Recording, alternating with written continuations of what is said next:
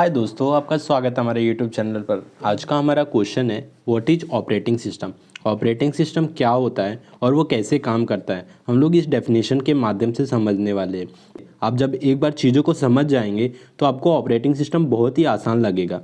इसके लिए चलिए वीडियो स्टार्ट करते हैं। जॉन्स न्यूमन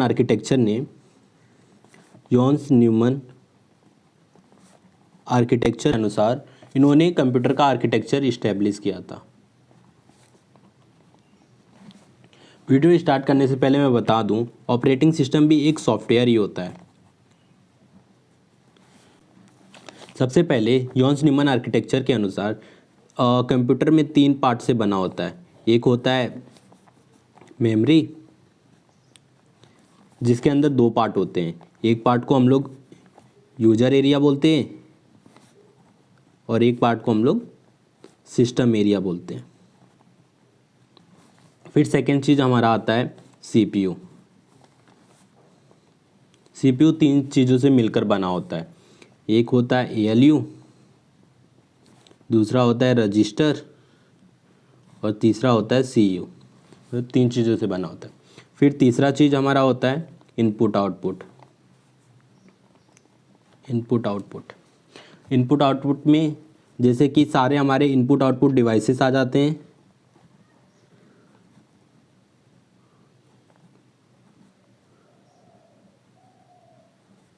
और फिर हमारा आ जाता है सेकेंडरी डिवाइस, भी इसी के अंदर आ जाता है। सेकेंडरी डिवाइस क्यों बोल रहा हूँ, क्योंकि सेकेंडरी डिवाइस में आप कोई भी डेटा को रीड भी कर सकते हैं और राइट भी कर सकते हैं, इसलिए हमारा सेकेंडरी डिवाइस भी इसी के अंदर आता है। अब आपको पता होगा कि सारे हमारा डेटा सेकेंडरी स्टोरेज के अंदर ही स्टोर होता है, क्योंकि सेकेंडरी हमारा परमानेंट डेटा को स्टोर करता है, लाइट हो या ना हो, और डेटा इसी के अंदर स्टोर होता है। तो हमारा जब कंप्यूटर ऑन नहीं होता है तो सारा डेटा हमारा इसी के अंदर होता है, और इसी के अंदर हमारा ऑपरेटिंग सिस्टम भी होता है, क्योंकि ऑपरेटिंग सिस्टम भी हमारा सॉफ्टवेयर है। और जितने प्रोग्राम सॉफ्टवेयर होते हैं सब सेकेंडरी डिवाइस के अंदर ही होते हैं। जैसे आप पावर ऑन करते हैं तो ऑपरेटिंग सिस्टम सेकेंडरी डिवाइस से होते हुए प्राइमरी मेमोरी में आता है, और प्राइमरी मेमोरी के सिस्टम एरिया में आकर स्टोर हो जाता है। जैसे ही ऑपरेटिंग सिस्टम एरिया में आता है तो सारी चीज़ों को मैनेज करता है, मतलब कंट्रोल अपने हाथ में ले लेता है। पहले तो वो मेमोरी को ही ले लेता है, तो मेमोरी के यूजर एरिया और सिस्टम एरिया दोनों को कंट्रोल में ले लेता है। फिर उसके बाद वो सीपीयू को कंट्रोल करता है। फिर उसके बाद वो इनपुट आउटपुट, मतलब एक ही टाइम पे आने पे ये तीनों को कंट्रोल एक साथ ले लेता है। तो ऑपरेटिंग सिस्टम यूजर एरिया और सिस्टम एरिया इन दोनों को कंट्रोल करता है। तो यूजर एरिया क्या होता है और सिस्टम एरिया क्या होता है? यूजर एरिया के अंदर यूजर प्रोग्राम होते हैं। यूजर प्रोग्राम का मतलब आप समझ सकते हैं क्रोम भी हमारा यूजर प्रोग्राम है।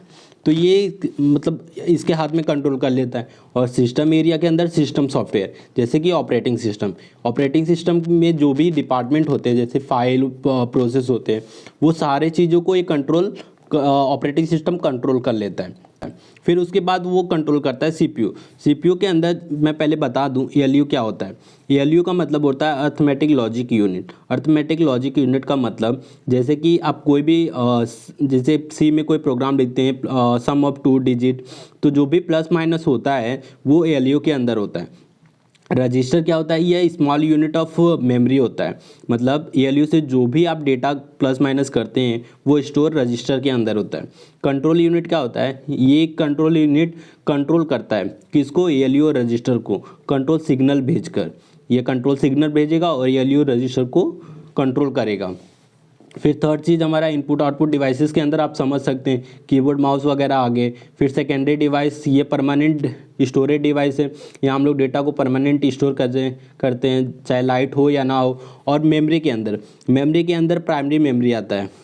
आपको पता होगा कि प्राइमरी मेमोरी वोलाटाइल होता है, जो वोलाटाइल डेटा को स्टोर करता है, एक्सेप्ट रोम को छोड़कर। वोलाटाइल का मतलब होता है कि जब तक लाइट है तब तक डेटा रहेगा, लाइट के जाते ही डेटा यहाँ से उड़ जाएगा, मतलब नहीं रहेगा। फिर पहला हम लोग देख लेते हैं कि ऑपरेटिंग सिस्टम, जैसे कि हमारा मेमोरी के अंदर क्या है? प्रोग्राम है, जिसको हम लोग सॉफ्टवेयर भी बोल सकते हैं, क्योंकि लाइट ऑन है तो पावर ऑन होने की वजह से सारा डेटा प्राइमरी मेमोरी के अंदर आ गया। तो सॉफ्टवेयर और ये हमारा क्या है, हार्डवेयर। तो हमारा पहला डेफिनेशन यही था कि यूजर ऑपरेटिंग सिस्टम सॉफ्टवेयर और हार्डवेयर के बीच का इंटरफेस है। सॉफ्टवेयर को हम लोग यूजर भी बोलते हैं। तो ये इंटरफेस क्यों है, क्योंकि ये इसको और इसको दोनों को कंट्रोल कर रहा है, इसलिए इसके बीच का इंटरफेस बन गया है। क्योंकि जो भी प्रोग्राम इधर से इधर आ रहे हैं और सबको कंट्रोल कौन कर रहा है, ऑपरेटिंग सिस्टम कर रहा है, इसलिए इंटरफेस है किसका, सॉफ्टवेयर और हार्डवेयर का। फिर हमारा सेकेंड डेफिनेशन देखते हैं। ये कंट्रोल करता है प्रोग्राम और सिस्टम प्रोग्राम को। कंट्रोल प्रोग्राम मतलब यूजर प्रोग्राम ये हो गया और सिस्टम प्रोग्राम ये हो गया। तो ऑपरेटिंग सिस्टम मैंने अभी थोड़ी देर पहले ही बताया मेमोरी को कंट्रोल करता है। तो मेमोरी के अंदर दो हैं, यूजर प्रोग्राम है और सिस्टम प्रोग्राम है, तो ये दोनों को कंट्रोल करता है। फिर ऑपरेटिंग सिस्टम रिसोर्स मैनेजर है। रिसोर्स का मतलब क्या होता है, जैसे कि कंप्यूटर में दो ही रिसोर्स हो सकते हैं, एक हार्डवेयर एक सॉफ्टवेयर। तो ऑपरेटिंग सिस्टम हार्डवेयर और सॉफ्टवेयर दोनों को मैनेज करता है, इसलिए इसे रिसोर्स मैनेजर कहते हैं ऑपरेटिंग सिस्टम को। ठीक है, फिर हमारा ये थर्ड डेफिनेशन हो गया। फोर्थ डेफिनेशन क्या है, जैसे कि मान लीजिए आप विंडो की ऑपरेटिंग सिस्टम यूज कर रहे हैं। विंडो में क्या होता है कि आपको हर एक आइकॉन मतलब मिल जाता है डेस्कटॉप पे। एक GUI इंटरफेस प्रोवाइड करता है ऑपरेटिंग सिस्टम, जिससे हर एक आपको आसानी से चीज़ों को समझ लेते हैं और आराम से प्रोग्रामिंग वगैरह जो भी है कर सकते हैं। तो मान लीजिए आपको टर्बोसी ऐप दिखा और यहाँ आपने क्लिक करके इसको ओपन करके आपने कोडिंग करना स्टार्ट किया और सॉफ्टवेयर बना दिया। तो हम लोग क्या करते हैं, ऑपरेटिंग सिस्टम का यूज करके, मतलब ऑपरेटिंग सिस्टम के फीचर को यूज करके एप्लीकेशन को डेवलपमेंट करते हैं। तो ये हमारा चौथा डेफिनेशन था। पांचवा डेफिनेशन क्या है कि ऑपरेटिंग सिस्टम गवर्नमेंट की तरह काम करता है। गवर्नमेंट का मतलब क्या है कि जैसे कि एक गवर्नमेंट बहुत सारे मिनिस्ट्री से बना होता है, जैसे कि हेल्थ मिनिस्ट्री है, फाइनेंस मिनिस्ट्री है और एग्रीकल्चर मिनिस्ट्री है। अलग अलग मिनिस्ट्री से बनकर गवर्नमेंट बनता है ना।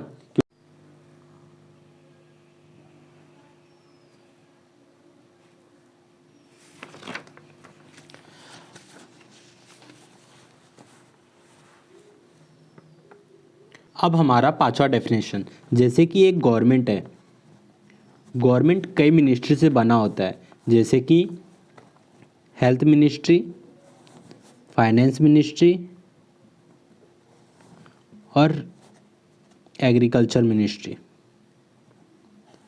तो ऐसे अलग अलग मिनिस्ट्री से बनकर हमारा गवर्नमेंट बना होता है। वैसे हमारा ऑपरेटिंग सिस्टम भी कई मतलब मिनिस्ट्री से बना होता है, जैसे कि आप समझ सकते हैं file ministry, process ministry, storage ministry. मतलब अलग अलग डिपार्टमेंट से मिलकर ऑपरेटिंग सिस्टम बना होता है और हर एक डिपार्टमेंट कोई ना कोई काम करता है।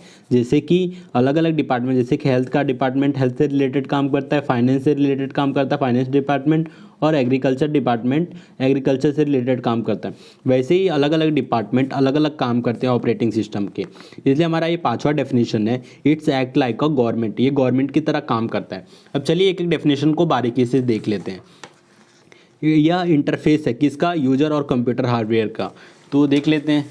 जैसे कि मैंने बताया था कि ऑपरेटिंग सिस्टम यूजर सॉफ्टवेयर और हार्डवेयर के बीच का इंटरफेस है। फिर हमारा second definition, operating system is resource manager. Resource manager मैंने बताया था कि ऑपरेटिंग मतलब कंप्यूटर में दो ही रिसोर्स हो सकते हैं, एक हार्डवेयर एक सॉफ्टवेयर, इसलिए और इन दोनों को मैनेज कौन करता है, ऑपरेटिंग सिस्टम, इसलिए इसे रिसोर्स मैनेजर कहते हैं। फिर हमारा third definition, operating system control the program and system software.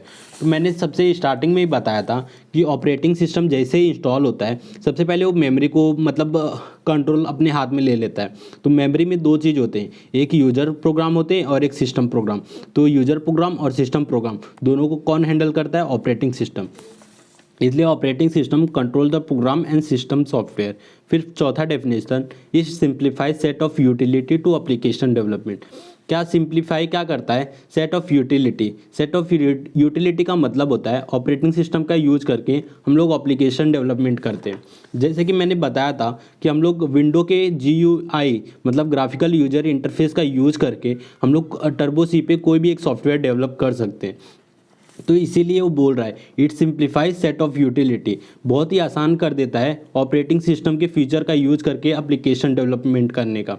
फिर हमारा पांचवा definition, x like a government, या गवर्नमेंट की तरह काम करता है। गवर्नमेंट की तरह मैंने जैसे बताया था कि गवर्नमेंट का हर एक डिपार्टमेंट कुछ ना कुछ काम करता है, वैसे ऑपरेटिंग सिस्टम का अलग अलग डिपार्टमेंट अलग अलग काम करते हैं। जैसे फाइल से रिलेटेड काम फाइल डिपार्टमेंट करता है, प्रोसेस से रिलेटेड सारे काम प्रोसेस डिपार्टमेंट करता है। तो ऐसे अलग अलग डिपार्टमेंट और भी बहुत सारे डिपार्टमेंट है जो अलग अलग काम करता है। अब हम लोग नेक्स्ट वीडियो में फंक्शन ऑफ ऑपरेटिंग सिस्टम पढ़ने वाले। ऑपरेटिंग सिस्टम के फंक्शन क्या है हम लोग नेक्स्ट वीडियो में पढ़ने वाले हैं।